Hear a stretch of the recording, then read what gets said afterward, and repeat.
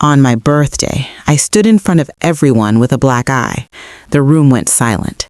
My son said proudly, "It was my wife. She taught her some respect." My daughter-in-law smirked. Then my brother walked up to my son and said something that changed everything. I swear, I could still feel the throb above my cheekbone as all those eyes burned into me. Some shocked, some confused, some pretending not to see anything at all because that's what families do when the truth makes them uncomfortable. I stood there in the living room. I worked 2 jobs to help my son keep, staring at the same child I carried for 9 long months, listening to him brag about the woman who'd put her hands on me right there in his house. The betrayal tasted metallic in my mouth. "Respect?" I whispered, but my voice was drowned out by the laughter, low, smug, wicked, coming from my daughter-in-law, Shanice. She crossed her arms, leaned her weight to one hip, and tilted her head like she was proud of herself. Her acrylic nails tapped against her arm like she was keeping score. I never imagined a day would come when my own son would side with a woman who despised me. Not after all the nights I stayed up with him when he was sick, all the times I skipped meals so he could eat, all the years I worked double shifts to send him to school with clean clothes and confidence. Parenthood is a strange, ungrateful gamble. You pour in everything, and sometimes what grows from your sacrifice don't even recognize you anymore. But nothing prepared me for what my brother, Marcus, said when he stepped between us. "Boy," he said, voice low, steady, controlled, the kind of tone a person only uses when they are standing at the edge of something dangerous. "Say what you just said to her again." My son swallowed. He tried to stand taller, tried to match Marcus's presence, but Marcus had that old school weight to him, that "I built myself from the ground up" aura that made grown men pause. "I said," my son repeated, though the confidence from moments before cracked like thin glass beneath his words. "My wife taught her some respect." Marcus turned slow, looking from me, swollen eye and shaking hands, back to him. "That woman put her hands on your mama and you proud of it?" The room shifted. Even those who had been pretending not to hear couldn't look away now. Shanice rolled her eyes, but even she sensed the wind change because she uncrossed her arms and straightened her back like she was bracing for something. My son tried again. She didn't mean it like what?" Marcus snapped. "Like correcting a child? Like disciplining a dog? You must be out your damn mind." My breath caught. Not because of his words, but because someone had finally said what my heart had been screaming for months. The disrespect hadn't started today. This black eye was just the first time the world could see the truth I'd been hiding under polite smiles and fake apologies. But as Marcus confronted him, something else began unraveling inside me, something deeper than pain. It was the realization that everything I'd been sacrificing for the past year had been built on a lie.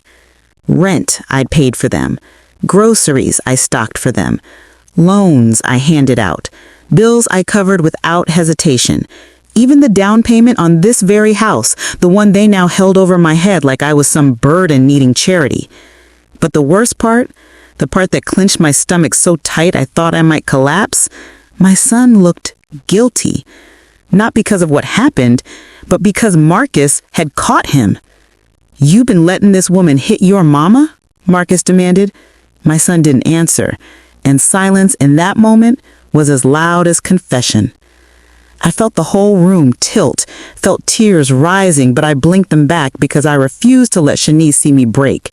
Not today. Not on my birthday. Then Marcus said the words that cracked everything wide open. "Tell her, Jay. Tell your mama where that money really went." My heart froze mid-beat. Money?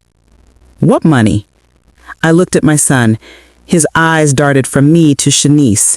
She stiffened, glaring at Marcus like she could silence him with hatred alone. "Marcus," I whispered, "what is he talking about?" Marcus didn't blink. "Ask your son why your savings account got cleaned out last month." My entire body went numb. My son looked down. Shanice clenched her jaw. My knees buckled a little, not from the bruise on my face, but from the blow I felt coming. "What?" I said again, voice trembling. And that's when Marcus reached into his back pocket, pulled out something folded, and held it out to me. A bank statement. My bank statement. And the balance was 0. Before I could even open my mouth, before I could breathe, before I could decide whether I was going to scream or collapse, Shanice stepped forward, pointed at me, and said, "You ain't getting a damn thing back." The entire room erupted. And that was the moment I realized this wasn't just a black eye. This was a setup, and my own child was in on it. My hand started shaking around the paper just as the front door burst open behind us. The front door burst open so hard it slammed against the wall, and for a second, everyone froze, even the ones who had been shouting. My heart jumped into my throat as the cold air swept through the living room, pushing against my back. I didn't turn around immediately. I couldn't. My eyes were still locked on the bank statement trembling in my hand, the bold 0 balance blurring and sharpening as tears kept threatening to fall. But then I heard the voice. "Mama? What happened?" It was my daughter, Talia, the only one of my children who still remembered how to treat me like I mattered. She rushed inside, her coat half open, keys still dangling from her hand. The second she saw my face, the swelling, the purple bruise, the way my eye barely opened, she stopped breathing. "Who did that to you?" she whispered. Her voice was soft, but underneath it ran a fury so sharp it felt like electricity in the air. Before I could answer, Shanice folded her arms and let out a scoff loud enough to echo. "Oh, please, she's being dramatic. She tripped." Talia's head snapped toward her so fast I heard someone gasp. "You lion," she said, every syllable dipped in fire. "You bold-faced lion." Shanice took a step forward. "And who the hell you talking to?" "The same person who's gonna make you regret touching my mama," Talia shot back. Jay, my son, moved between them, hands up like he was breaking up a fight, even though he'd let the real fight happen hours ago. "Talia, don't start," he warned, but she didn't back down. Not even a little. "Start," she repeated. "The start was when you let your wife put hands on our mother. The middle was when y'all stole her money. And the end," she let the sentence hang, her stare slicing straight through him. "The end is coming real soon." A murmur moved through the room. Guests shifting uncomfortably, some suddenly remembered they had somewhere else to be. A few left quietly, like they wanted no part of what was unraveling. But the ones who stayed, their eyes were glued to the storm brewing in my living room. I finally managed to speak. My voice cracked like something inside me had torn. "Talia, baby, they took everything." Her face faltered, not with confusion, but with devastation. She moved toward me slowly, like if she came too fast, I might break apart. Her hands hovered near my shoulders before she finally touched me gently, like I was glass. "Mama, why didn't you tell me?" "Because I was ashamed. Because I didn't want her to think her brother had turned into the man he had become. Because mothers don't want to admit when their children are the ones hurting them." I opened my mouth, but no words came out. I didn't need to answer. She understood anyway. Marcus, still standing like a wall between Jay and the rest of us, pointed at the statement in my hand. She didn't know because they hid it from her, went right into her account and took every dime, $22,000. The room erupted again. Gasps, whispers, curses under breath. Shanice, however, just smirked. It ain't stealing when family needs help. And she offered, "Don't act brand new now." My heart stuttered. "I never offered that money," I whispered. Shanice shrugged. "Well, you shouldn't have given Jay the card then." My mouth fell open. Jay wouldn't look at me. When had I given him my card? I tried to think, but my mind was scrambled. Had I handed him my wallet one day, told him to grab something? Did he memorize the numbers? Had he gone through my purse? The ice ran through my veins. "Talia," I said, my voice shaking, "I didn't give them permission." Before she could respond, Jay stepped forward like he finally had something to say. "I paid the mortgage," he insisted. "The house was behind." Marcus snorted so loud it cracked the tension. "You paid the mortgage. Funny, 'cause I called the bank. Guess what? The last 3 payments, your mama paid those too." Jay's face drained of color. Shanice's did not. She looked ready to fight the whole room. "So what?" she snapped. "We needed the money. She don't even work full-time no more. It's better off with us."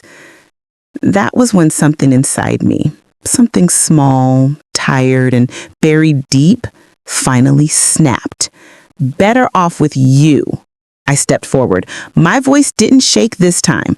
"I raised you, Jay. I fed you. I clothed you. I worked myself into arthritis, making sure you had a life better than mine. And you think my money, my savings, belongs to you?" Jay finally looked up. "Ma, we were struggling, and I wasn't either." I shot back. "You see this house. You see this party. You think I can afford any of this? You think I'm just sitting on extra cash?" Shanice rolled her eyes dramatically. "Here we go with the guilt trip. This ain't guilt." Talia cut in. "This is truth, something you don't know nothing about." I saw it. The exact moment Shanice realized she wasn't winning this room anymore. Her eyes darted around, restless, calculating, looking for a place to put her anger. And then she put it on me. "I should have hit you harder for calling me ungrateful earlier," she spat. Before Jay could react, before Marcus could move, before anyone could stop it, Talia lunged. I barely grabbed her arm in time. The room split into shouts, bodies moving, people scrambling. "Talia, no," I cried, pulling her back with every ounce of strength I had left. She was shaking, breathing hard, her whole body vibrating like she'd explode if I let go. "But she hit you," she whispered, her voice breaking. "Mama, she hit you." Tears finally spilled from my eyes. Not from pain, not from fear, from grief, from love, from the realization that one child would destroy me without hesitation and the other would burn the world down to protect me. Jay stepped forward, voice trembling. "Ma, I never meant for it to go this far." Marcus turned on him, eyes blazing. "Then tell her the rest," he demanded. "Tell her where the money really went." Jay's throat bobbed. Talia stiffened beside me. Shanice's face paled for the first time. "What money?" I whispered again, though my voice was colder now. Jay opened his mouth, but the truth didn't come from him. It came from Shanice. "It went where it needed to go," she snapped. "Into my business. Those lash extensions and hair bundles don't buy themselves. And honestly, we ain't sorry." Something inside me went silent. Completely silent. And that kind of silence is dangerous. I stepped forward, slow and steady, the entire room watching me like the oxygen had left. "Get out," I said. Shanice blinked. "What?" "Both of you," I said, turning to Jay too. "Get out of my house." Jay stared at me like he didn't recognize me. "This is my house," he said quietly. Marcus smiled, but there was no joy in it. "You want to tell her, or should I?" Jay swallowed hard. Talia grabbed my hand, and right then, right there, I knew another truth was coming. A truth that would shatter everything I thought I knew about the roof over my head. And when Marcus finally spoke, the entire room went dead silent. "Jay," he said, "tell your mama whose name is on that deed." For a long, heavy moment, Jay didn't speak. He just stared at Marcus, then at me, then down at the floor, like the truth was too heavy for him to lift. My heart pounded in my chest, every beat echoing through the room. I could hear someone breathing hard. Maybe Talia, maybe me. But the rest of the house was so silent, it felt like time had stopped to listen. "Jay," Marcus repeated, calmer this time, but with steel in his voice, Tell your mama whose name is on that deed. Shanice let out this short, sharp sound, somewhere between a scoff and a laugh, like she knew the punchline to a joke I hadn't heard yet. She pushed her hair back with her acrylic nails and leaned in close to Jay. Go ahead, she said. Tell her. Maybe then she'll understand she ain't running nothing here. My stomach twisted. Jay finally exhaled and looked up, his voice barely above a whisper. Ma, your name ain't on the deed. The floor felt like it tilted sideways. What? I asked, though I heard him clear as day. Jay cleared his throat. He wouldn't meet my eyes. When we got the loan, they said we needed a stronger applicant. Shanice's dad stepped in. He put it under her name, only hers. Shanice smiled, slow, triumphant, venomous. That's right. This is my house, not yours, not Jay's, not anybody else's. The room erupted, gasps, curses, chairs scraping, confused whispers, but all of it felt distant, like I was underwater, hearing the world from behind glass. Talia's grip tightened on my hand. Mama, breathe, she whispered, but I couldn't. My breaths felt trapped in my throat, caught behind 1,000 questions and betrayals crashing through me at once. I paid the down payment. I paid the closing costs. I paid the last 3 mortgage payments. How is my name not? Shanice shrugged. Guess you should have read what you signed. I didn't sign anything, I protested. I wasn't even there when the loan... Jay flinched. And that told me everything. I stepped back, numbness crawling up my arms, my legs, my chest.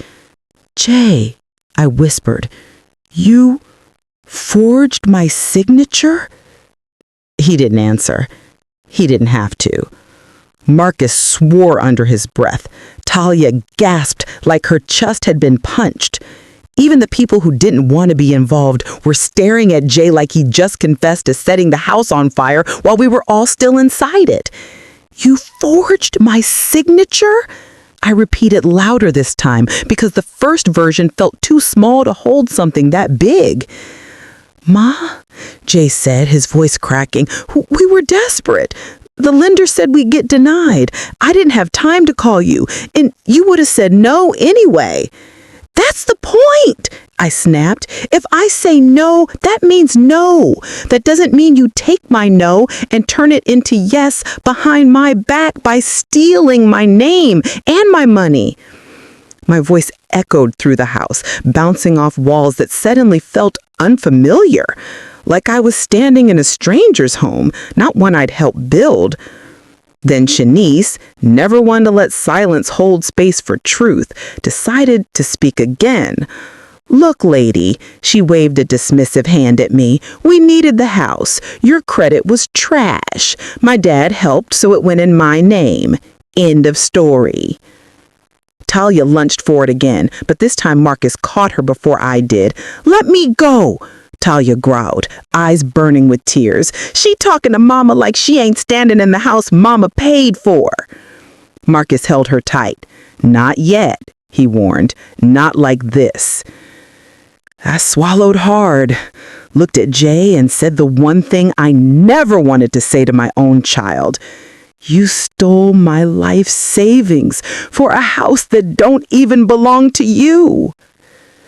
Jay's lip trembled. Ma, I was planning to fix it. Once Shanice's business took off. Her business? Talia scoffed. Boy, she sells lashes off of Instagram. What kind of business requires $22,000? Shanice crossed her arms. A growing one. Marcus shook his head slowly. That money ain't going into no business. The room went still. Even Shanice froze for a second. Jay swallowed hard, eyes darting away again, a tell that had been consistent from the moment this whole mess started. Marcus continued, voice low and deliberate. Tell her where the rest of that money went, the part you didn't spend on the so-called business. Rest? My pulse quickened. A fresh wave of dread washed over me. Jay's silence was answer enough. "Jay," I whispered, "what else did you do?" His chest rose and fell quickly, panic creeping into his expression. He opened his mouth, then closed it again. Then Shanice blurted, "It's not his fault. He was trying to help my brother." My spine locked. Talia blinked. "Help him do what?"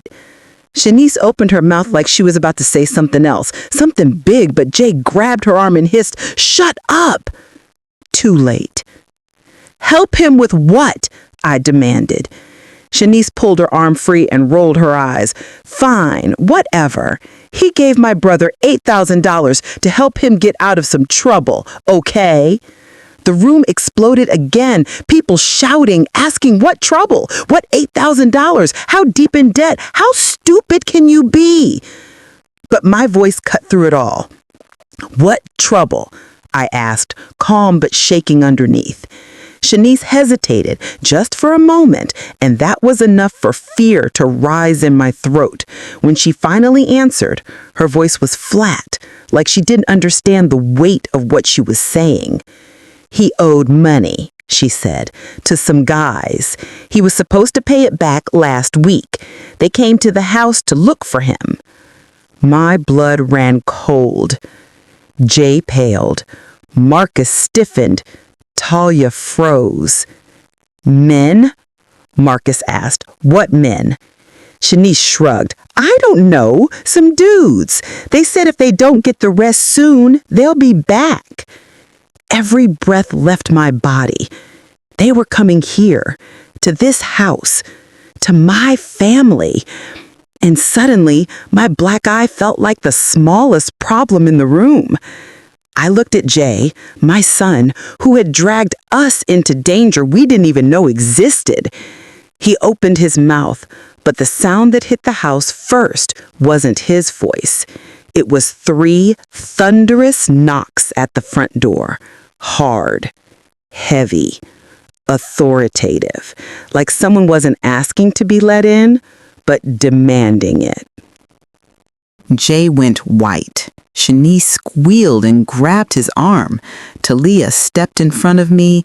Marcus moved toward the door slowly, shoulders tight. The knocks came again, louder this time. And then a deep voice boomed from outside. "Open the door, now." The voice outside wasn't just loud. It was the kind of voice that carried weight, the kind that didn't need to shout to make its intentions clear. It boomed through the walls, rolled across the floorboards, and settled in every corner of the house like a warning. "Open the door, now."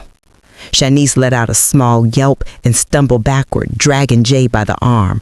"I told you they'd come back," she whispered fiercely. "You told him," Talia snapped. "You didn't tell us. You didn't tell Mama." Jay's breath came in quick, shallow bursts. I thought I'd fix it before." "Before what?" Marcus barked. "Before they showed up on your mama's birthday? Before they kicked in the damn door? Before they dragged somebody out the house?" Another knock shook the walls. Not a polite knock, but the kind that made the whole frame tremble. A demanding, spine-chilling thud. My legs went weak.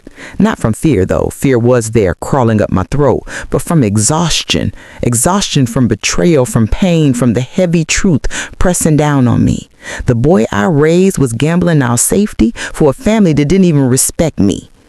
Talia stepped in front of me again, shoulders squared like a guard dog. Marcus moved slowly, but with intent, toward the entryway.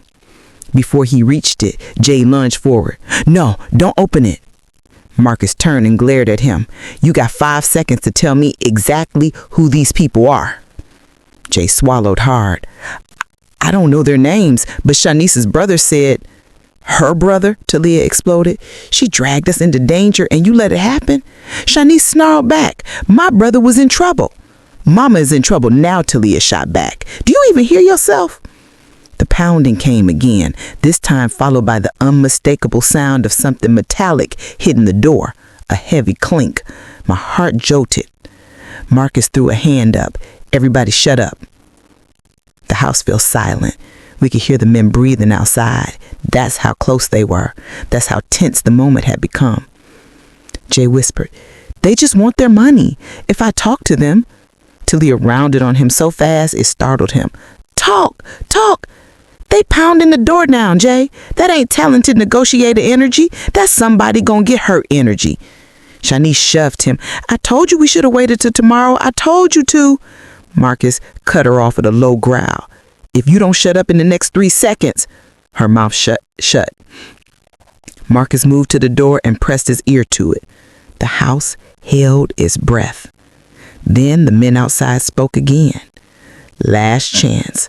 Open the door clean or we open it for you." A cold shock went through my entire body. Talia whispered, "Mama, get behind me." "I am behind you. I'm right here." Voice was trembling.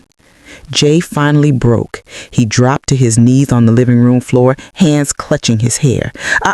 I didn't mean for this to happen. I was trying to help." "You stole from your mama," Talia shouted. "You put her in danger. You put all of us in danger." Marcus motioned to her sharply. "Stop yelling. You're making it worse." The door rattled again, this time violently, like someone had slammed a shoulder into it. My entire soul clenched. Marcus reached for his phone, but before he could dial, one of the men outside shouted, "We ain't here to hurt nobody. We here for Terrence. Bring him out."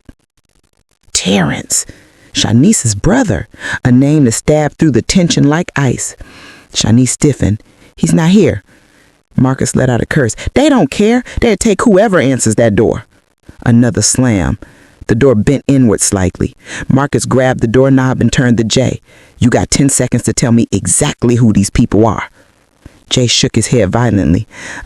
I don't know. Jaron said they loaned him money, like $10,000. He was supposed to pay it back in a week. He didn't. They came after him. He told them he didn't have it, but he would because you would steal it from your mother," Talia snapped. Jay covered his face. I didn't know they were serious." "That's the thing about loan sharks," Marcus growled. "They always serious." One more hit. This one cracked the wooden frame. "We ain't playing," a voice shouted. "This the last time we ask." Talia's breathing hitched. Shanice clung to Jay like he could protect her, even though she'd been the one pushing him into all this.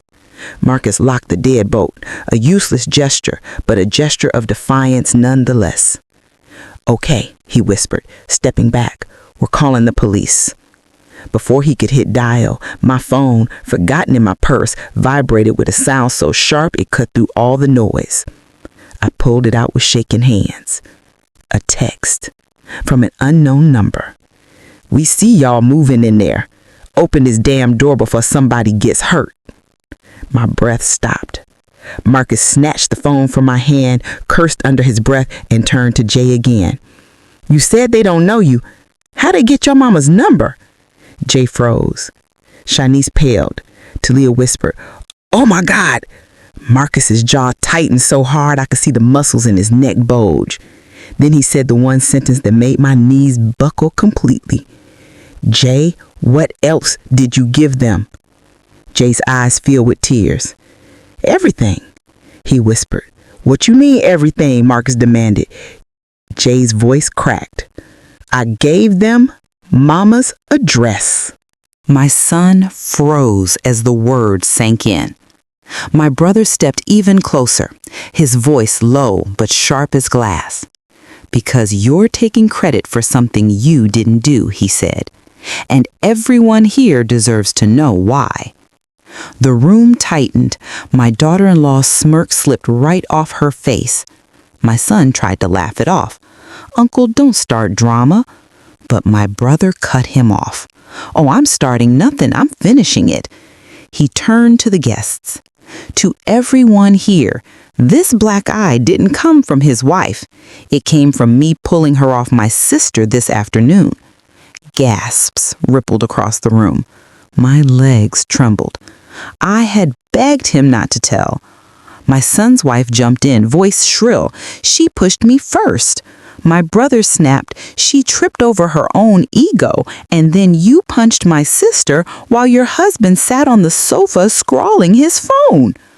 All eyes swung back to my son. He swallowed hard, face draining of color. "Mom, I was going to handle it later." My brother barked a bitter laugh.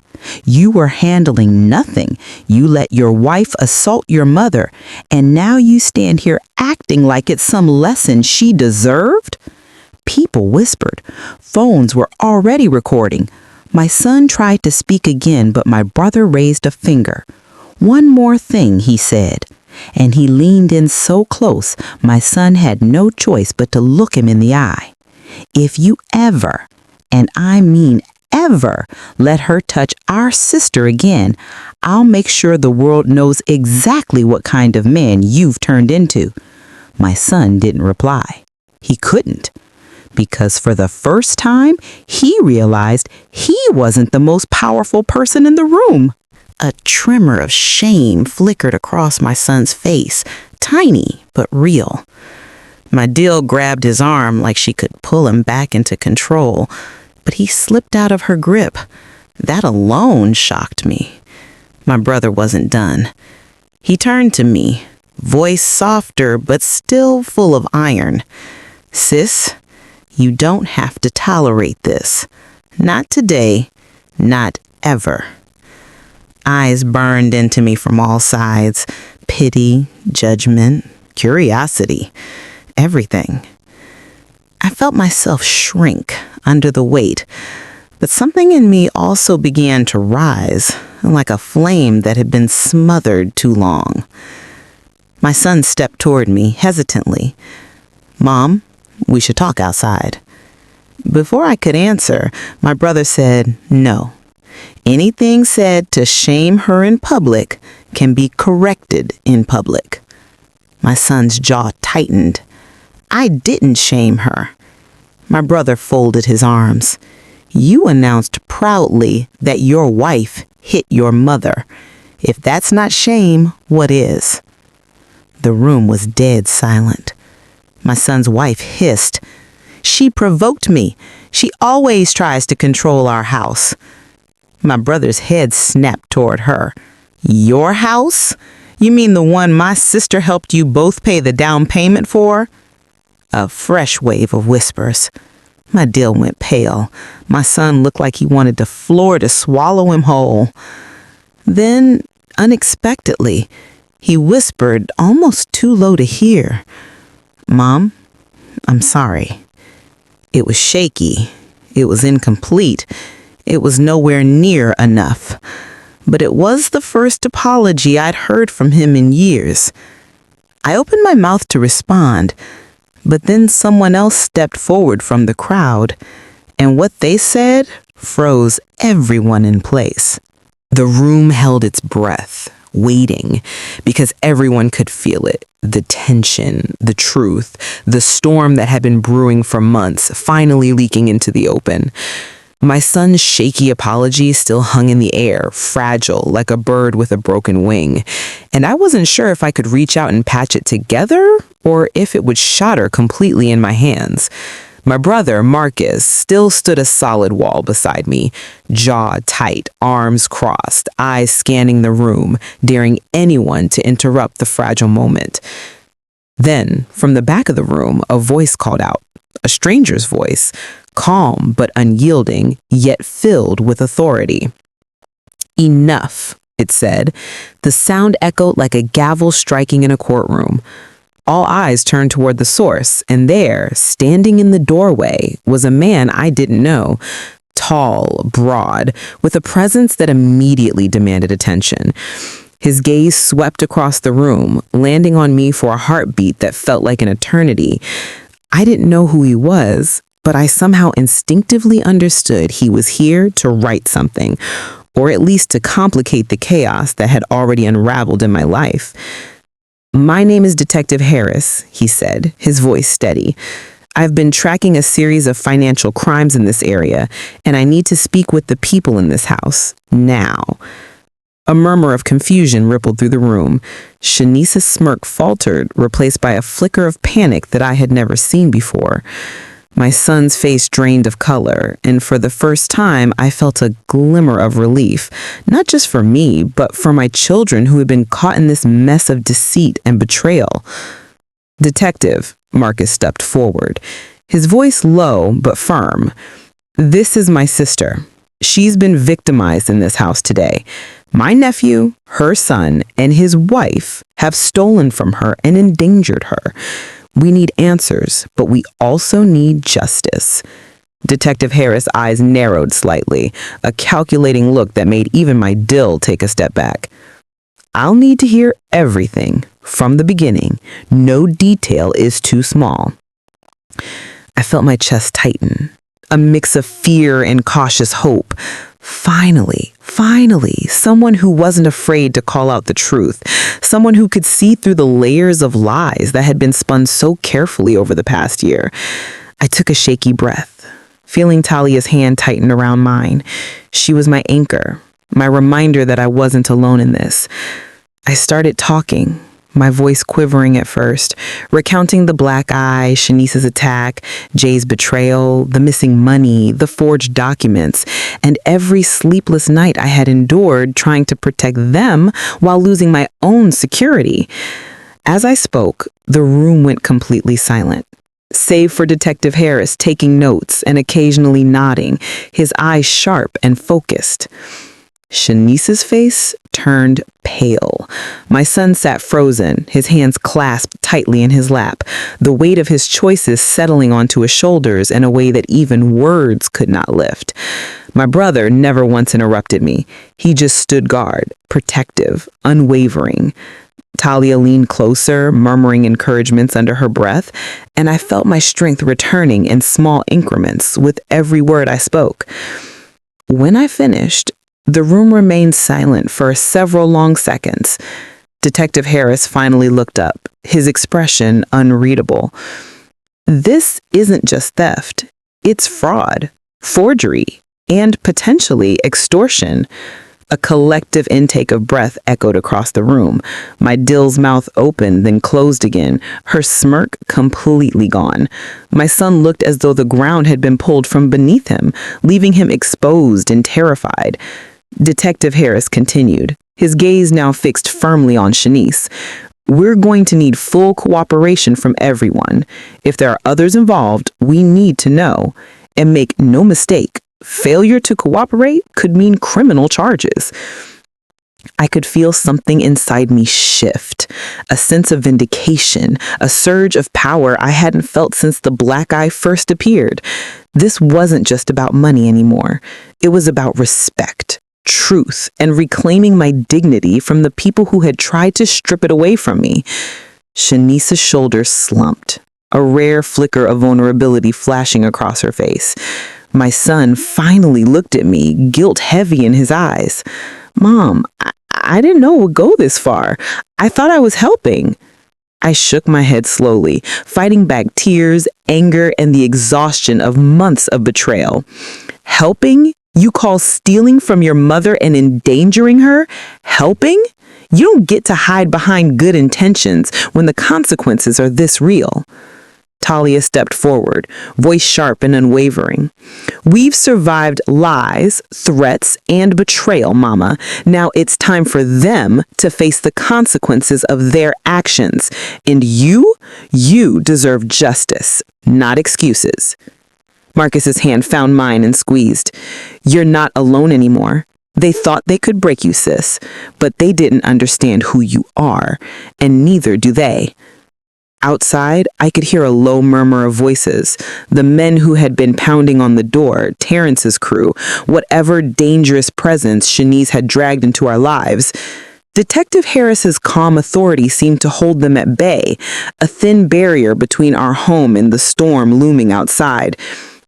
I looked around the room, my children, my brother, the detective, and a flicker of hope ignited in me. I had been betrayed, hurt, and nearly stripped of everything I had worked for. But now there was a path forward, a way to confront the lies, reclaim my life, and begin the process of healing. And yet, even as I felt that spark, a chill ran down my spine. Detective Harris picked up his phone and said something that made my blood run cold. They're on their way, and they won't wait for permission to enter. The pounding at the door returned, louder than ever, now accompanied by a voice screaming orders in a language I didn't understand, but recognized instantly as menace. Talia grabbed my hand tighter. "Mama, whatever happens next, we stay together." I nodded, swallowing the fear that threatened to overtake me. My black eye throbbed, my heart raced, but I stood taller than I had in weeks, because no matter what came through that door, I wasn't going to back down. I wasn't going to be afraid anymore. And as the door rattled violently again, I realized that this night, the night of my birthday, my betrayal, my worst humiliation, was only the beginning. The beginning of my fight, my reckoning, and the start of reclaiming everything that had been stolen from me. The pounding at the door was relentless, each thud vibrating through the floorboards like the heartbeat of a predator. I could hear the men outside shouting, their voices thick with anger and threat. My heart hammered in my chest, but a strange clarity had settled over me, a sharp, icy focus that told me I couldn't run, couldn't cower. I had survived worse betrayals than this, and I wouldn't let fear take what little control I had left. Marcus stepped forward, shoulders squared, his hand resting on the butt of the pistol tucked discreetly in his waistband.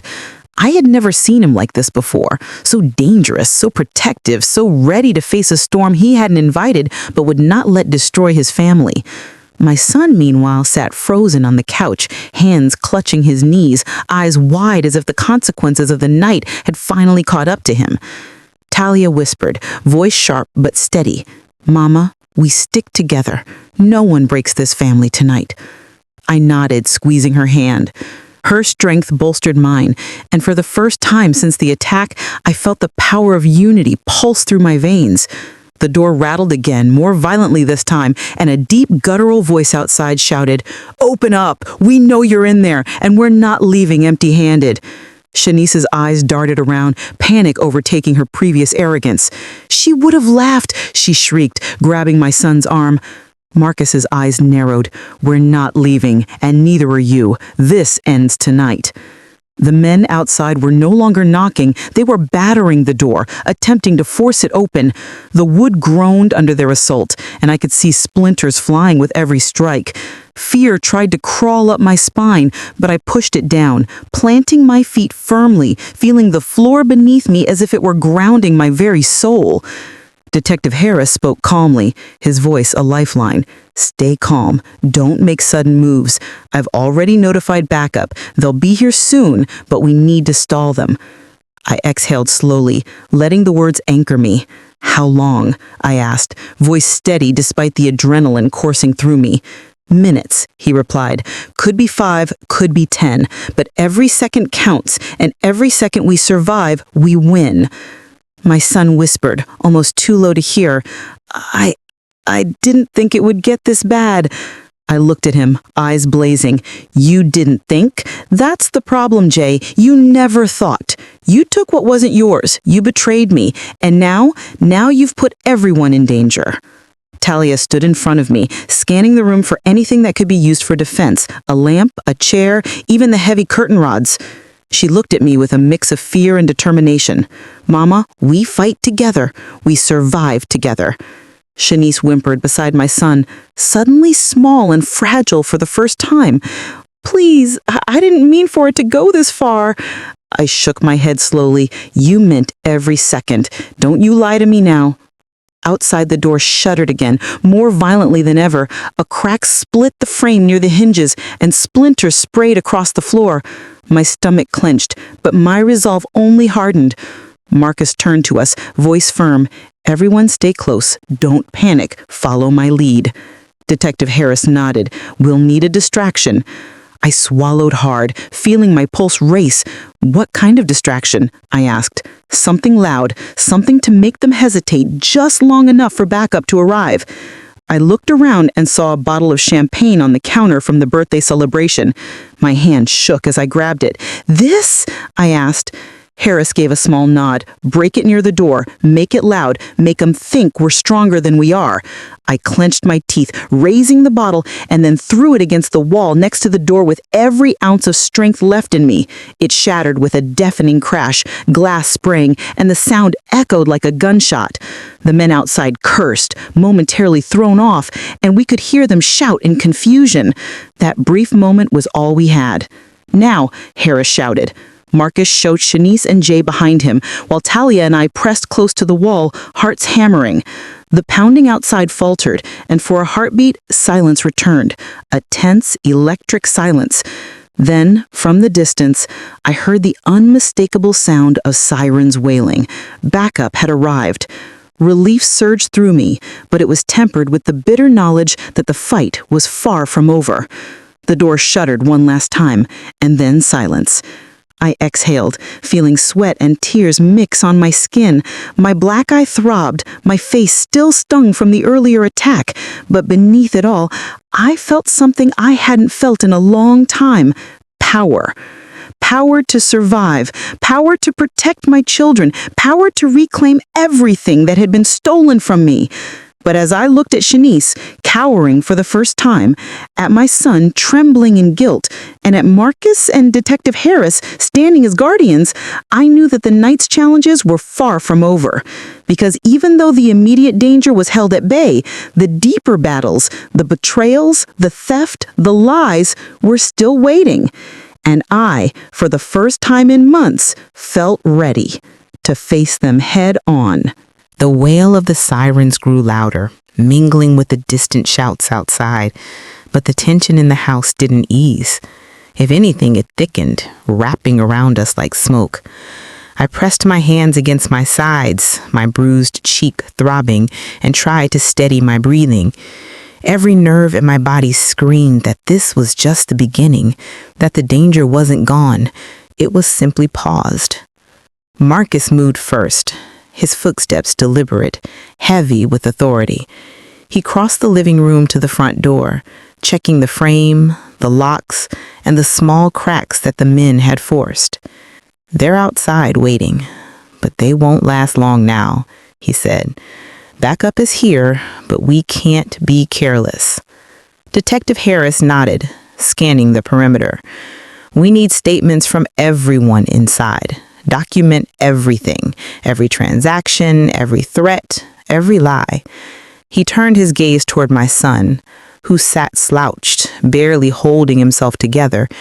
"And you," Harris said firmly, "you're going to tell me the full story, the truth. No omissions, no excuses. We need it all." Jay swallowed hard. I didn't know it would go this far. I thought I could handle it, pay back what was owed to Tarrant and his men. I never meant to put anyone in danger. I looked at him, anger and betrayal twisting deep inside me. "You didn't mean to? Jay, you stole from your own mother, forged my signature, put all of us in this house at risk, and now you're telling me you didn't mean to? You didn't mean to?" Talia grabbed my arm, whispering fiercely, "Mama, breathe. Keep your head. You're stronger than your anger right now. Don't let him see you falter." I exhaled, feeling some of the fire inside me steady, but it was hard not to let it consume me. Jay's guilt was visible, raw, and it both pained and enraged me. His hands shook as he recounted every transaction, every lie he told, every dollar he funneled to Shanice and her brother. Shanice, meanwhile, cowered in the corner. Gone was her smirk, her arrogance, her condescending tone. She had nothing to hide behind anymore. I could see the fear in her eyes, the kind of fear that comes from realizing the safety net you assumed would catch you is gone. Detective Harris took careful notes, nodding occasionally, his face unreadable. "You understand the severity, right? This is fraud, theft, extortion. Depending on your cooperation, charges can be mitigated, but not erased." Shanice's eyes widened, panic overtaking her. I didn't think they would. It was supposed to be small, just the business money. Marcus stepped forward, his voice low and lethal. Small? You stole from your mother. You endangered her life. That's not small. That's betrayal. Jay's head hung low, tears spilling freely now. Mama, I just wanted to help. I didn't want this to happen. I felt my body quake, not from fear, but from the flood of emotion, the hurt, the betrayal, the exhaustion of holding back for so long. Help? I asked quietly, venom lacing the word. You call stealing my money, putting me in danger, and siding with someone who hit me help? Talia tightened her grip on my hand. Mama, focus. We survive first. We deal with consequences after. Outside, the front door rattled again. A low growl of menace reverberated through the wood. The backup Harris called was arriving, but these men were impatient. They had names, addresses, and a debt that had to be collected. My pulse raced, but I felt a steely calm settle over me, a determination I hadn't known I still possessed. Marcus moved to barricade the windows while Detective Harris called in the situation over his radio, giving exact details of the threats. I helped where I could, moving furniture to black paths, alerting everyone to stay low, stay quiet, stay alive. The men outside shouted, their voices carrying a mixture of anger and frustration. Open up! Don't make this worse for yourself. Shanice whimpered beside Jay, and I realized for the first time that the power she thought she wielded over me had vanished. She was terrified, exposed, accountable. My son, meanwhile, was facing the reality of every poor choice he had made, and for the first time, I felt a spark of pride that he was beginning to understand consequences. Talia whispered, voice sharp and fierce, Mama, whatever happens next, we're together. And we're going to survive this. I nodded, feeling my resolve solidify. My black eye throbbed, but my heart felt a strange strength, an ember of courage igniting in the dark. I would protect my children. I would reclaim my life, and I would confront every betrayal that had been thrown at me. The front door shuttered again, harder this time, wood splintering slightly. Detective Harris gestured for everyone to stay low. The sirens were closer now, backup nearly there. And in that heartbeat before chaos would break loose, I made a silent vow. They would not take my life, my dignity, or my family. Not tonight. Not ever. The sirens were louder now, mingling with the angry shouts of the men outside. I could feel the vibrations through the floor, feel the tension crawling up my spine like a live wire. Every muscle in my body was coiled, ready to spring, to fight, to survive. My black eye throbbed with a steady pain, a constant reminder of the betrayal that had set this night on fire. Marcus moved like a shadow along the wall, eyes sharp, pistol in hand. He checked the windows again, securing anything that could be used to break through. Stay close. Don't make noise. Don't even breathe too loud, he muttered. His voice was low, deadly, and I trusted him without question. Talia crouched next to me, her hand gripping mine like a lifeline. Mama, we're going to be okay. Just stay calm. We can do this. I swallowed, nodding, trying to steady the storm of fear and anger churning in my chest. It wasn't just fear of the men outside. It was betrayal. It was heartbreak.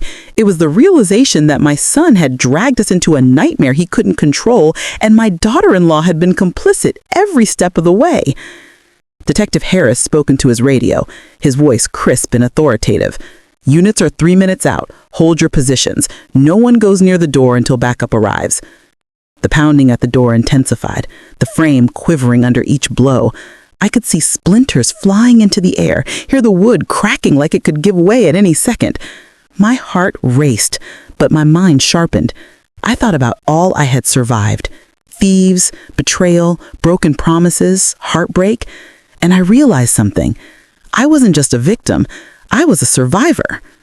Shanice whimpered again, her bravado completely gone. She clutched my son's arm, and for the first time, she looked genuinely afraid. My son, pale and shaking, whispered, "Mama, I didn't know it would get this bad." I looked at him, my chest tight. "You never think, Jay. That's the problem. You take what isn't yours, you put people at risk, and then you try to justify it. But right now, what matters is surviving. That's all." Talia's voice cut through the tension. "Mama, we need to be ready to move. If they break the door, we run. You first." I nodded again, feeling the weight of responsibility settle on my shoulders. I had to be strong, not just for me, but for my daughter, for my brother, for the family that had survived so much already. Another thud shook the door, louder, more violent. Detective Harris gestured sharply. "Get low, now." We pressed ourselves against the wall, hearts hammering, every breath shallow. The door rattled again, splinters flying into the air, and then silence, an eerie, tense silence. For a moment, I thought we had held them off, but then came a new sound, the unmistakable click of a lock being tampered with. My stomach dropped. "Backup is almost here," Harris said, but even he looked tense, eyes darting to the door. "Hold them off just a little longer." The men outside shouted, their voices filled with frustration and anger. "We know you're in there. Open the door." Talia's grip tightened on my hand. "Mama, remember, we survived this, together." I swallowed hard, drawing in a steadying breath. "I know, baby, I know." Another thud and the door buckled slightly. Splinters skittered across the floor. My heart pounded. This was the culmination of everything. The theft, the lies, the betrayal, the heartbreak. It all led to this single moment where our lives hung in the balance.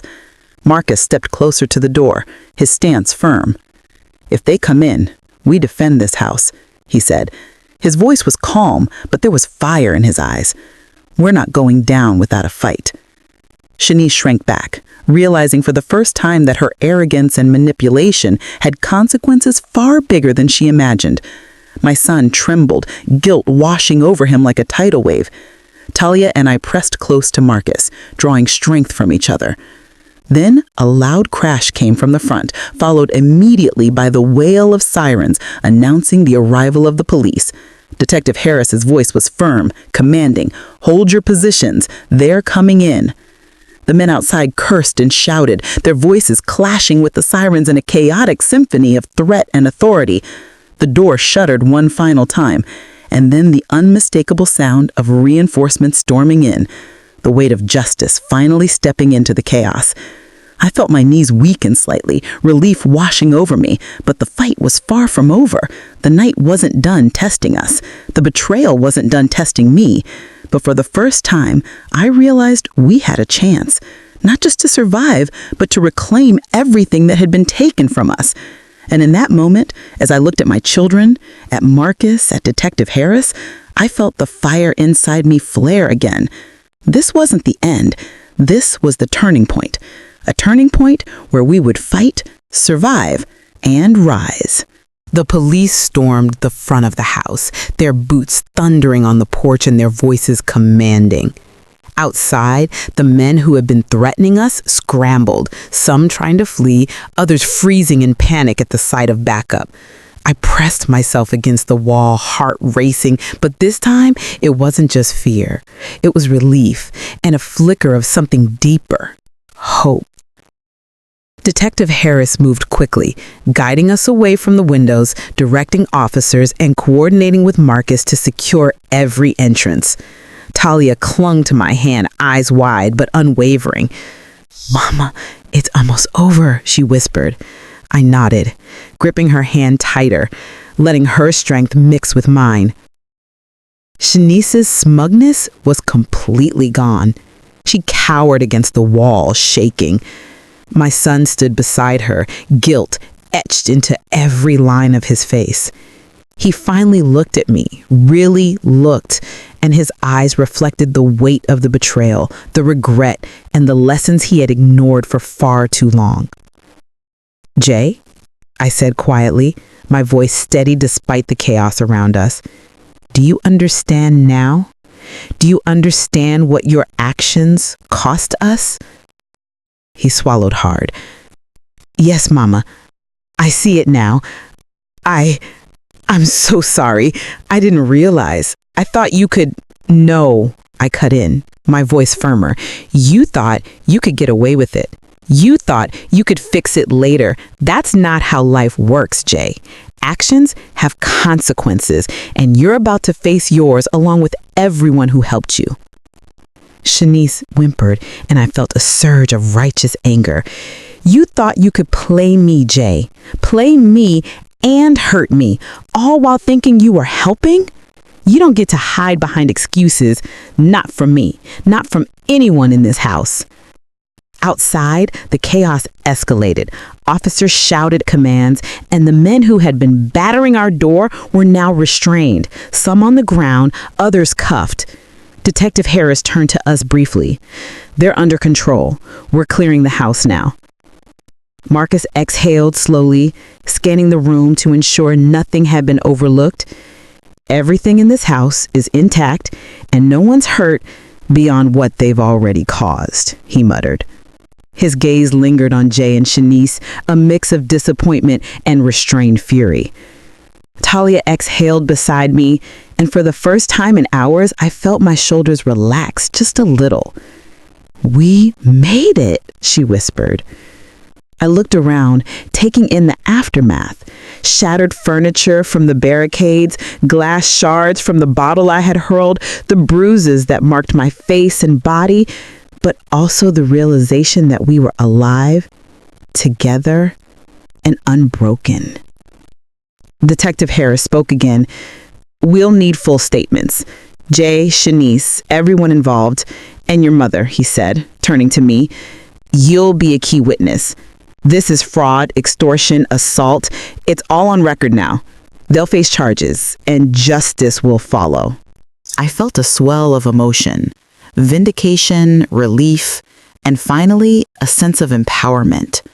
Months of betrayal, of stolen money, of lies, of pain, it all led here.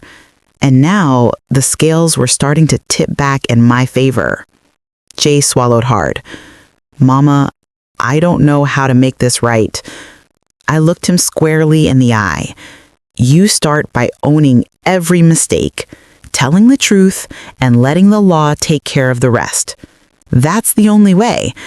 And maybe, just maybe, you'll learn what it truly means to respect your family. Shanice shrank further, muttering under her breath. Talia gave me a small nod, and Marcus exhaled sharply, finally letting a hint of relief seep into his stance. Detective Harris motioned for officers to escort Shanice and Jay for questioning. We'll handle the paperwork and the process, he said. You, ma'am, deserve to know that justice will be done. And this is just the beginning. I exhaled, leaning back slightly, letting the adrenaline drain. The house was quiet now, the storm outside temporarily subdued. My children were safe, my brother was by my side, and for the first time in months, I felt the weight of betrayal lift, just slightly. I realized in that quiet, adrenaline-soaked moment that the black eye, the stolen money, the lies, they had all been tests. Tests of my strength, my patience, my endurance, and against every odds, I had survived. I looked at Talia, Marcus, and even Jay, seeing not just the chaos of the night, but the resilience, the capacity to rise, to learn, to rebuild, and I felt it deep in my soul. I would not just survive this, I would rise from it stronger than ever. Because every betrayal, every hardship, every blow I had endured had forged me into something unbreakable, something no one, not even my own family, could take away. And as Detective Harris escorted the officers to finalize the arrests, I made a silent vow. I would reclaim my life, rebuild my finances, protect my family, and never let anyone make me feel powerless again. Tonight had tested me, but tomorrow I would rise, and I would never, ever forget the lessons it had taught me. The house finally settled into a tense quiet, the storm outside fading into the background as the police completed their reports and secured the culprits. My chest ached from hours of fear, anger, and betrayal. But there was something else, too. A lightness, subtle but undeniable, that whispered of survival and strength. Jay stood beside me, pale, trembling, and guilty. He avoided my gaze at first, but I reached out and touched his shoulder. "You have to understand," I said slowly, each word deliberate. "This isn't just about the money or the house. It's about trust. It's about respect. And it's about choices. You made yours, now face the consequences. But don't ever forget what it means to honor your family." Talia pressed close, wrapping an arm around me. "Mama, you're amazing," she whispered. "You kept us safe. You didn't back down." Marcus, ever the silent guardian, nodded to me with a small, rare smile. "You handled yourself well, sis. Better than anyone could have expected. I'm proud of you." Even Jay finally looked at me, tears pooling in his eyes. "Mama, I'm sorry. I've never realized, never felt the weight of what I did until now. I'll do everything I can to make it right." I exhaled, letting the words sink in. Forgiveness wasn't something I could hand out lightly, but understanding, recognition, and accountability, those were steps forward. Jay needed to feel the consequences of his actions, but he also needed to understand the strength of the woman he had hurt, me. Shanice was being escorted by the officers, head lowered, her arrogance stripped away. She glared at me for a brief moment, but I didn't flinch. I didn't need to. The black eye, the betrayal, the chaos, it hadn't broken me. It had forged me. And she would learn that my dignity wasn't hers to steal. Detective Harris approached, giving a brief nod of reassurance. "Everything is documented. They'll face charges, and your cooperation ensures the strongest case possible. But for now, you and your family are safe. That's what matters most." I let out a shaky laugh, half relief, half exhaustion. "Safe, for now," I murmured. It wasn't just about physical safety. It was about reclaiming the life that had been upended, about rebuilding the trust, the finances, the peace I had been denied. Talia squeezed my hand. "Mama, we're going to be okay. You showed us how to stand, how to fight, and how to survive." I looked at her and my son, and for the first time, I allowed myself to hope. Yes, there were consequences to face, lessons to learn, and work to rebuild. But we had survived the storm. We had survived betrayal, danger, and deceit. And through it all, we had emerged with our dignity intact. I touched my black eye, still tender, still throbbing, as a reminder of what had happened. But it no longer symbolized weakness. It symbolized survival, strength, resilience. I turned to my family, feeling the weight of all I had endured give way to clarity. "We rise from this," I said firmly. "We heal, we rebuild, and we never, ever let anyone take what is ours or try to break us again." Marcus nodded, and even Jay's eyes glimmered with a newfound respect. Talia smiled softly, hope radiating from her.